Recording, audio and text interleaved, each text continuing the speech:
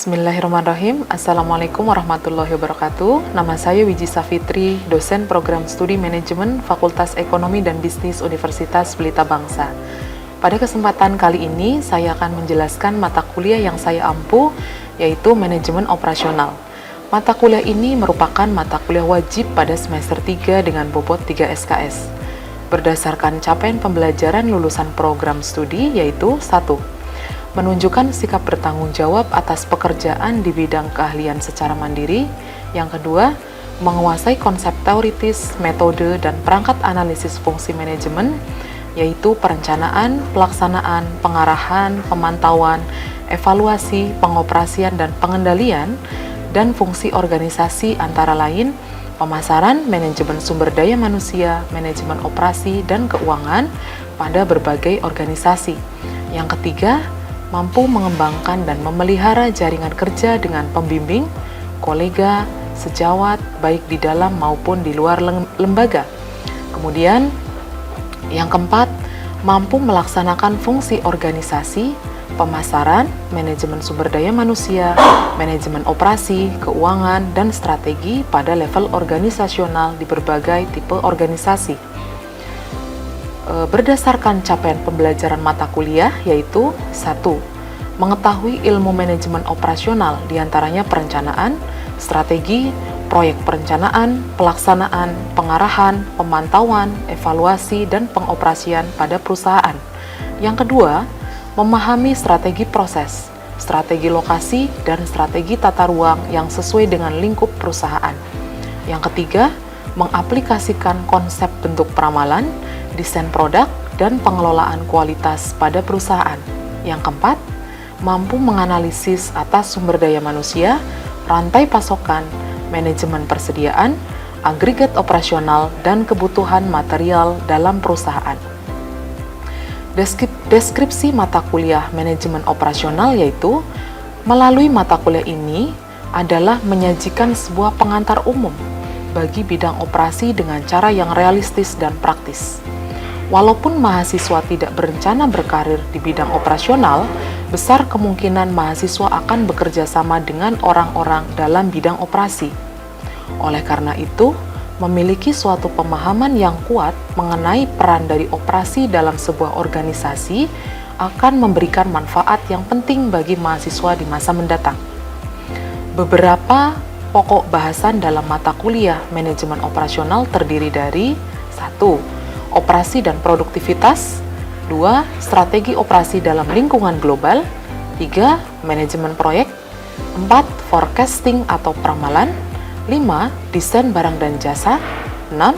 Pengelolaan kualitas, 7. Strategi proses, 8. Strategi tata ruang, 9. Strategi tata ruang atau layout. Kemudian, yang ke-10 adalah sumber daya manusia, desain pekerjaan, dan pengukuran kinerja. Yang ke-11, manajemen rantai pasokan. Yang ke-12, manajemen persediaan. 13, perencanaan agregat. 14, perencanaan kebutuhan material atau MRP. Kemudian, beberapa yang kami lakukan dalam metode pembelajaran antara lain, diantaranya problem based learning. Kemudian, kami mengikuti standar penilaian pada perguruan tinggi, yaitu kehadiran 15%, yang kedua tugas 20%, 3 UTS 25%, 4 UAS 30%. Baik, berikut video pembelajaran mata kuliah manajemen operasional. Ya, baik. Selamat pagi semua teman-teman, rekan-rekan. Assalamualaikum warahmatullahi wabarakatuh. Waalaikumsalam. Bagaimana kabarnya hari ini?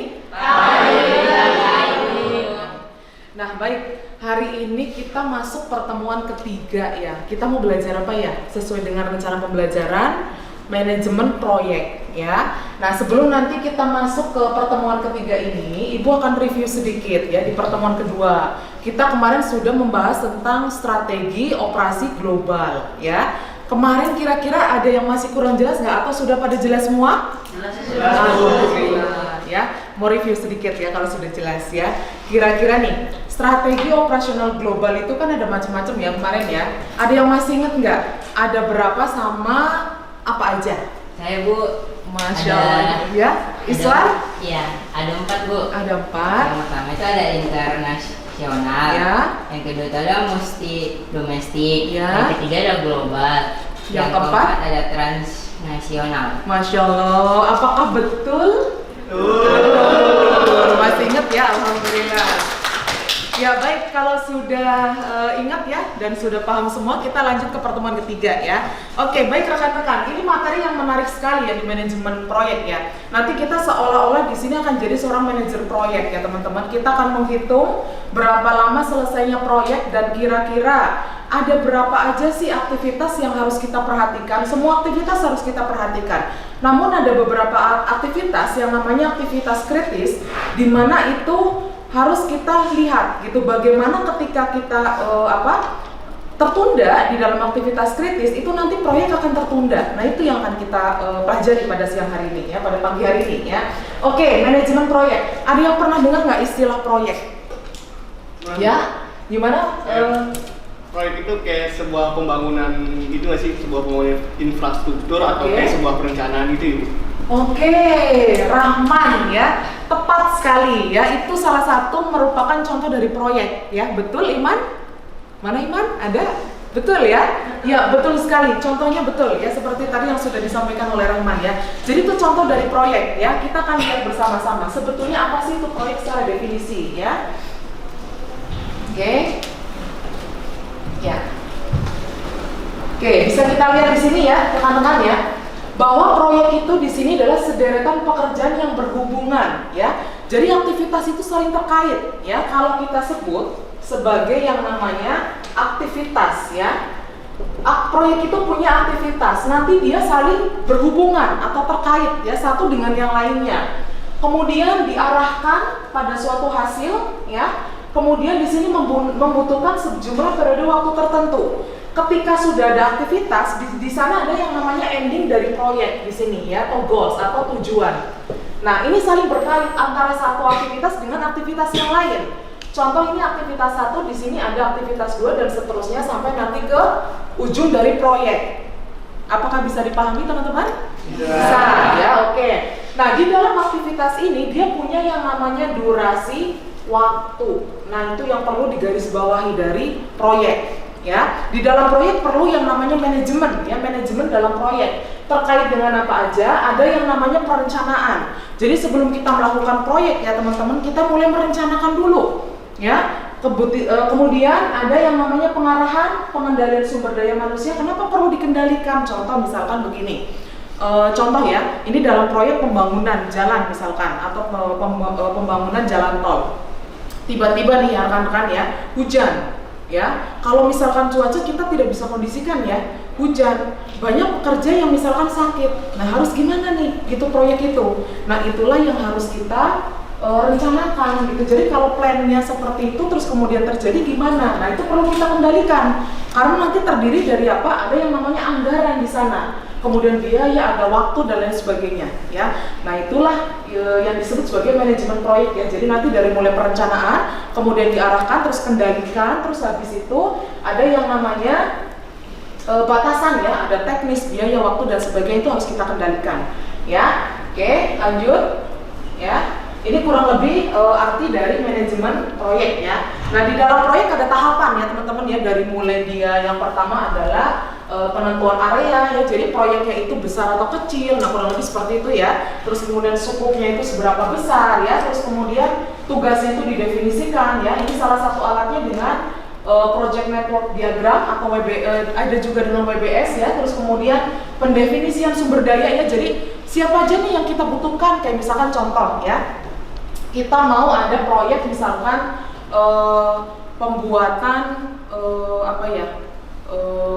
atau pembangunan untuk yang misalkan jalan gitu ya, tapi di mana jalan itu misalkan tidak bahaya ya. Jadi misalkan kita dari Jakarta ke Bandung gitu ya. Nah, kan rutenya itu banyak ya, kan berarti butuh skill dari seorang misalkan sumber daya. Nah, otomatis ketika butuh skill gitu ya, kita perlu definisikan skill-skill apa sih yang dibutuhkan nanti untuk sumber daya di dalam proyek. Nah, kurang lebih seperti itu ya. Ini kurang lebih di dalam tahapan yang ketiga ya. Jadi kita definisikan sumber dayanya apa aja yang kita butuhkan. Nah, habis itu perekrutan dan lain sebagainya ya. Terus kemudian ada penjadwalan. Nah, di dalam teknik penjadwalan ini ada beberapa contoh ya. Salah satunya adalah PET ya, atau Program Evaluation Review and Review Teknik. Kemudian ada CPM. CPM itu adalah Critical Path Method ya. Jadi alat-alat ini itu digunakan untuk penjadwalan, kemudian pengendalian sama evaluasi di dalam proyek. Ya, kayak misalkan contoh proyek besar, otomatis ketika proyeknya besar dan rumit, ada hal yang banyak harus kita kendalikan. Nah, bagaimana? Apakah manual? Nah, dengan suatu alat untuk memudahkan kita, gitu ya teman-teman ya.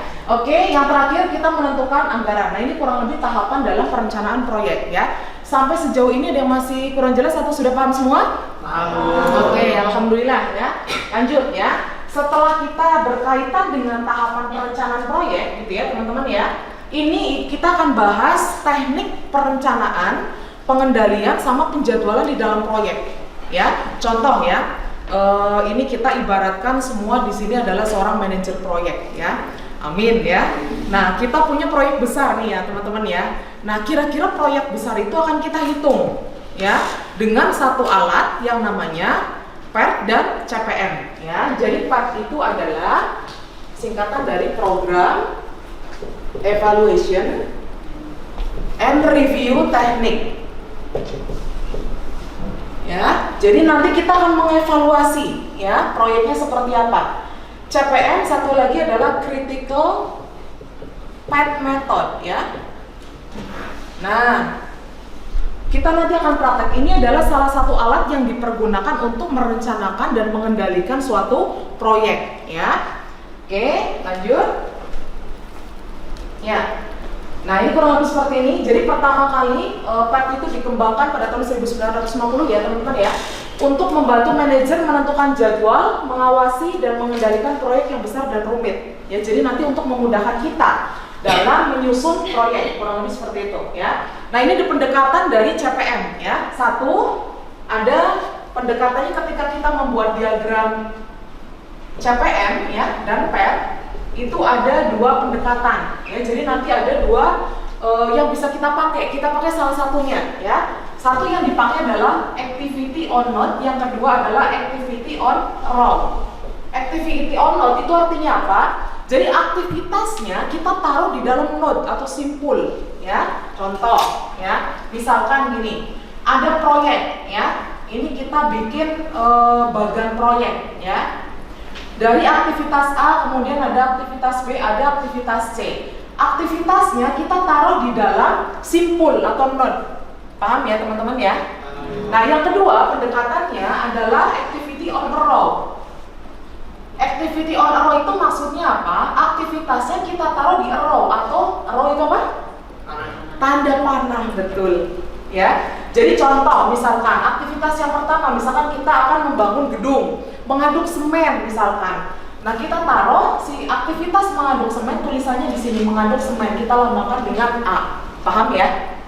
Nah, kalau yang kedua bedanya bukan ditaruh di note, tapi di dalam anak panah, di dalam tanda panah atau row. Gimana, apakah bisa dipahami? Bisa. Oke, lanjut? Lanjut ya. Ini sudah paham ya? Nah, kalau sudah paham kita akan langsung ke contoh ya.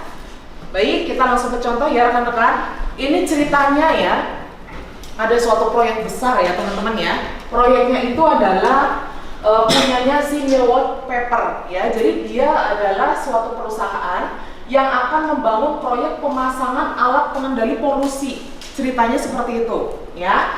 Nah, ketika proyek ini akan dilaksanakan, sudah mendefinisikan aktivitas. Aktivitasnya itu adalah dari A sampai H. Ada berapa aktivitas ini? A sampai H? 8, betul. A, B, C, D sampai H ya, 8 ya. Nah, ada 8 aktivitas di dalam proyek pemasangan alat pengendali polusi ya. Nah, nanti kita akan bikin si aktivitas ini, si diagram si aktivitas dalam proyek ini ke dalam diagram PET dan CPM untuk menentukan berapa lama waktu proyek akan selesai dan kira-kira adakah aktivitas kritis ya. Karena ketika ada aktivitas kritis itu kita ketika menunda itu nanti akan menunda selesainya proyek. Gitu ya, paham ya? Nah, itulah pentingnya diagram PET dan CPM di situ fungsinya ya. Jadi kita akan melihat ada aktivitas kritis atau tidak ya. Baik, kita lihat di sini. Aktivitas A ya, aktivitas pendahulunya tidak ada. Kemudian deskripsi aktivitas A membangun komponen internal, aktivitas B dan sebagainya sampai ke H ya. Aktivitas H di sini ada aktivitas pendahulu F dan G ya. Deskripsinya memeriksa dan menguji. Durasi waktunya adalah 2 minggu. Nah, nanti kita akan bikin ini di dalam diagram PET dan CPM. Kira-kira berapa lama sih total penyelesaian proyek? Ya, nah setelah kita definisikan, setelah kita deskripsikan gitu ya, aktivitasnya ada 8, kemudian kurang lebih proyeknya akan selesai dalam waktu 25 minggu.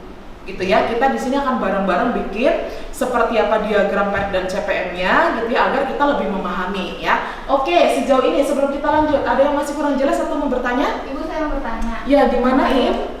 Bu, yang dimaksud dari aktivitas pendahuluan itu apa ya? Aktivitas pendahulu ya, oke. Iya. Ya, pertanyaan yang bagus sekali ya. Untuk memudahkan menjawab pertanyaan ini, kita akan langsung ke contoh. Setuju tidak? Setuju ya.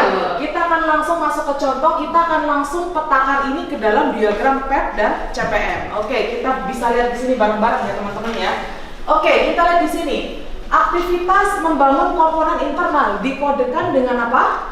A ya. Kita bikin di sini ya. A. Nah, A. Aktivitas kita taruh di atas, ini di dalam diagram PET seperti ini ya. Kemudian di durasi waktu aktivitas A berapa? 2. Kita taruh di sini ya. Aktivitas B, adakah pendahulunya? Tidak. Kalau tidak ada pendahulu berarti kita jejer ya. Kemungkinan ini bisa paralel ya. Durasi waktu B berapa lama? 3. Taruh di bawah. Oke. Kalau tidak ada pendahulunya, dua aktivitas paralel, kita taruh yang namanya aktivitas dummy ya, aktivitas kosong. Waktunya nggak ada, jadi kosong, nggak ada activity, tapi kita taruh di dalam diagram PET. Dummy itu berarti kosong ya. Kita lambangkan dengan S start ya, waktunya 0. Kita kasih tanda panah untuk melambangkan bahwa aktivitas A sebelumnya kosong, nggak ada. Aktivitas B sebelumnya nggak ada. Itulah tadi pertanyaan Intan. Iin ya, sorry ya. Kurang lebih seperti itu. Oke, aktivitas C. Siapa pendahulunya? A. Oke. A, berarti C di sini ya. Oke, berapa durasi waktunya? 2. Nah, begini yang dimaksud dari pertanyaan Iin ya. Jadi aktivitas pendahulu itu A. Kemudian ada aktivitas C. Sebelum aktivitas C ada aktivitas apa? A. Nah, ini yang disebut aktivitas pendahulu. Jadi sebelumnya ada. Apakah bisa dipahami? Bisa ya, alhamdulillah ya. Aktivitas D, adakah aktivitas sebelumnya? Ada. Aktivitas apa? A. Ditaruh di sini ya. Berapa durasi waktunya? 4 ya. Aktivitas D, aktivitas A. Aktivitas E apa? C ya. Aktivitas C apa? C ya. Aktivitas apa ini? Aktivitas C ya. Oke. Ada F ya. Kita lihat di sini. C ya. Berapa durasi waktunya? 4 ya. Oke, kita perlu lihat lagi di sini. Aktivitas D, aktivitas pendahulunya A, aktivitas A dan aktivitas apa? B. Nah, kita perlu kasih garis panah. Karena apa? Aktivitas D itu waktu pendahulunya adalah aktivitas B, berarti ada 2, A dan B. Paham ya teman-teman ya? Oke, aktivitas F ya, apa pendahulunya? C. Oke, kita taruh sini ya. F berapa durasi waktunya? 3 ya. Oke, ini pendahulunya aktivitas apa? C. Ya, oke. Kemudian G apa aktivitas sebelumnya? D dan E. Oh, ini berarti kita taruh atas ya teman-teman ya, biar diagramnya bagus ya. Ini kita taruh atas F-nya. Oke. Ini F ya. Sebelum F apa? C ya. Berapa durasinya? 3. Aktivitas G apa? D dan E ya. G. Berapa durasi waktunya? 5. Oke, aktivitas H apa? F dan G. Berapa durasi waktunya? 2. Oke, ya. Kita hitung sama-sama ya, teman-teman.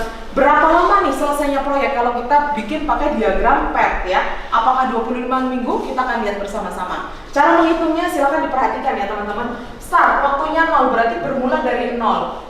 Yang di sini itu namanya earlier start. Earlier start itu adalah waktu paling awal bisa dimulai aktivitas tersebut, ya. Yang di sini adalah earliest finish, waktu selesai paling cepat, ya. Kalau yang di sini adalah late start, waktu mulai paling lama, ya. Kemudian yang di bawah ini adalah late finish, waktu selesai paling lama. Nah, silakan diperhatikan untuk menghitung earliest finish.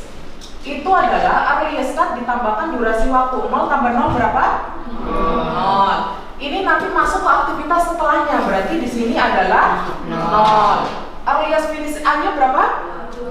2. Ya, 0 ditambah 2. Bisa dipahami? Bisa, ya. Aktivitas B di sini berapa? 0. Oke, di sini berapa? 3. Di sini berapa? Dari ya betul. Di sini berapa? 4. Good. Di sini berapa? 3. Kalau ada 2, ya kita ambil yang paling besar. Ya berarti apa? 3. Ya berapa di sini? 7. Good. Di sini berapa? 4. Ya. Di sini berapa di sini? 8. Di sini berapa? 4. Betul. Di sini berapa? 7. Oke, ya. Di sini berapa? Ingat ada 2. Antara 8 sama 7 berarti ya? 8. Good. Di sini berapa? 13. Good. Di sini berapa? Ada 2. 13. Di sini berapa? 15. Good. Jadi earliest finish-nya 15 ternyata bisa diselesaikan dalam waktu 15 minggu. Ya bukan 25 minggu. Karena ternyata ada beberapa aktivitas yang bisa kita gabung atau paralel. Jadi jalan bareng. Setelah kita bikin PET ternyata ada gitu ya yang bisa kita gabung. Ternyata bisa selesai kurang lebih dalam waktu 15 minggu. Nah kurang lebih seperti itu. Ya teman-teman ya. Oke, apakah ada yang masih kurang jelas atau tidak paham? Silakan ditanyakan. Bisa? Bisa. Alhamdulillah. Bisa dipahami teman-teman? Bisa. Alhamdulillah ya. Nah ini kalau sudah bisa dipahami ya teman-teman, Ibu punya tugas buat teman-teman. Jadi sekarang kita posisikan bahwa teman-teman adalah seorang manajer proyek ya. Ibu doakan semoga someday ya teman-teman banyak yang jadi manajer proyek ya. Jadi ilmunya yang sudah kita pelajari bisa dimanfaatkan ya. Nah jadi tugasnya adalah silakan dilihat. Nah, jadi ceritanya teman-teman adalah seorang manajer proyek yang nantinya akan membangun jalan, ya. Silakan diperhatikan setelah diidentifikasi dari proyek pembangunan jalan ini ada berapa aktivitas di sini? 1, 2, 3, 4, 5, 6, 7. Ada 7 aktivitas ya, di mana aktivitas pendahulunya ada di sini, kemudian durasi waktunya ada di sini. Nah, sebagai seorang manajer proyek, teman-teman punya tugas ya. Ngapain Bu ya? Jadi teman-teman bikin diagram PET. Nantinya tentukan waktu kritisnya gitu ya. Terus kemudian yang kedua adalah kira-kira berapa lama proyeknya akan selesai? Nah kurang lebih seperti itu. Apakah bisa? Bisa. Mantap ya. Oke, dari tugas ini ada yang mau ditanyakan? Tidak? Oke, nanti dikumpulkan minggu depan di pertemuan keempat ya. Karena hari ini pertemuan ketiga, di pertemuan keempat sebelum kita membahas forecasting di pertemuan keempat kita akan mengumpulkan tugas terlebih dahulu ya. Baik, kalau sudah tidak ada pertanyaan, Ibu review sebentar. Jadi pertemuan hari ini kita membahas tentang apa tadi? Manajemen proyek ya. Tools yang kita gunakan tadi ada apa? CPM dan PET ya. Nah, jadi silakan nanti dipraktekkan di rumah untuk membuat diagram PET dan CPM. Minggu depan insya Allah kita kumpulkan ya.